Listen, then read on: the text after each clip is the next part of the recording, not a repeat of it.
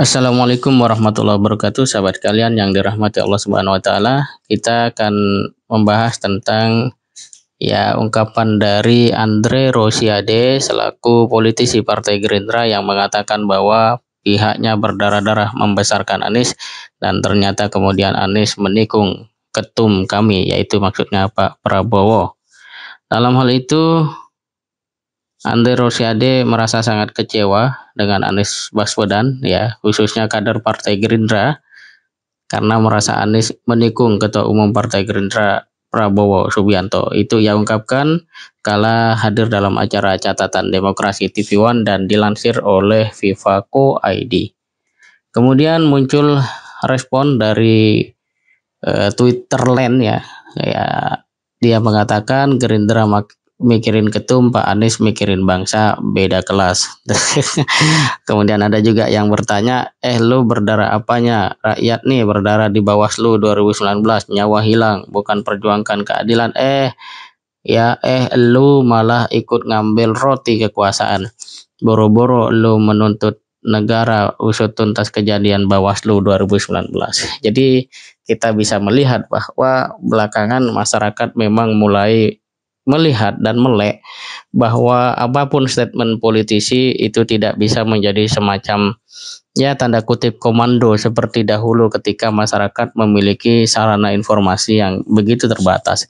Masyarakat hari ini bisa membandingkan, kemudian menimbang dan mengambil keputusan apakah sebuah statement dari seorang politisi atau bahkan mungkin dari partai itu bisa dicerna, bisa diterima untuk kemudian menjadi sebuah kebenaran ataukah tidak.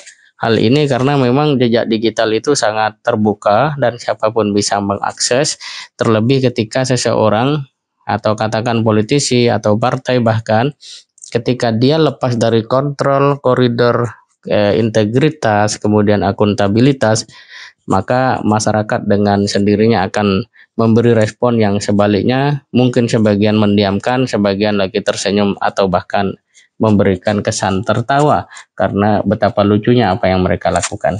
Nah, sahabat kalian, kemudian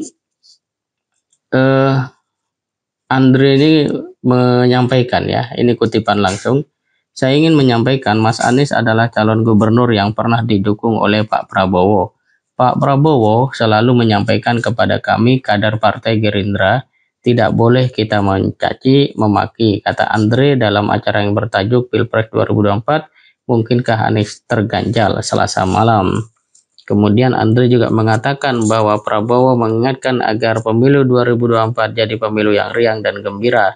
Prabowo berharap seluruh kader Gerindra bisa mendorong calon yang maju untuk menyampaikan program-program. Kutipan langsung lagi, kita tidak usah mencaci, memaki atau mengungkit-ungkit, itu perintah Pak Prabowo, kata Andre.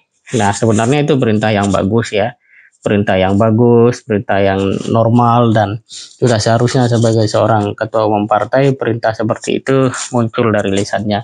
Tetapi yang menarik adalah ketika apa yang menjadi penyampaian Pak Prabowo itu bukan diresapi, tetapi malah dijadikan cara untuk membuat perhatian masyarakat secara tidak tepat dalam pengertian pada akhirnya orang memberi respon yang sebaliknya dengan argumen-argumen yang tentu saja berbeda.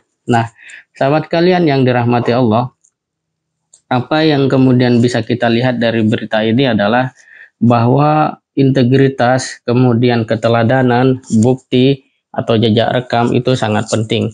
Kalau kita menghendaki suara kita sebagai politisi atau partai itu direspon oleh masyarakat secara positif, maka modal pertama yang harus dimunculkan oleh partai politik itu adalah tentang bagaimana sikap politiknya selama ini. Kemudian apakah dirinya tampil dalam masalah-masalah yang masyarakat sangat membutuhkan, terutama ketika masyarakat berjuang, misalnya ketika BBM turun dan seterusnya, adakah orang-orang atau politisi-politisi ini turun memberikan suara, menentang dan seterusnya. Kalau kemudian dari sisi modal ini tidak muncul dan terus-menerus membuat statement di media, tentu saja itu akan menjadi sesuatu yang masyarakat tidak gubris satu sisi, atau bahkan masyarakat akan berikan respon yang justru sebaliknya. Dan itu adalah satu hal yang normal saja dalam hukum sosial, di mana orang yang memang tidak ada kontribusinya, buat apa masyarakat berikan respon begitu ya.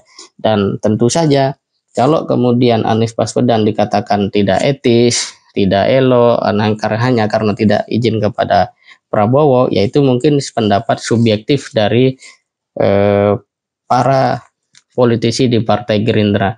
Dan apakah politik di Indonesia menghendaki hal-hal seperti itu?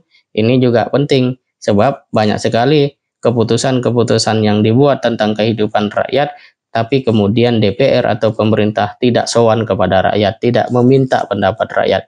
Bahkan dalam kasus RUU KUHP, pemerintah dan DPR merasa tidak perlu mendengarkan, apalagi memahami apa yang menjadi aspirasi rakyat. Mereka bilang ya datang saja ke MK. Nah, inilah problem di dalam bagaimana politisi semestinya punya etik, punya sopan santun kepada rakyat. Jadi jangan menganggap rakyat ini tidak mengerti apa-apa. Itu satu anggapan yang betul-betul jauh dari yang seharusnya dimiliki oleh sikap pemimpin, terutama mereka yang bergerak atas nama wakil rakyat. Demikian, Assalamualaikum warahmatullahi wabarakatuh.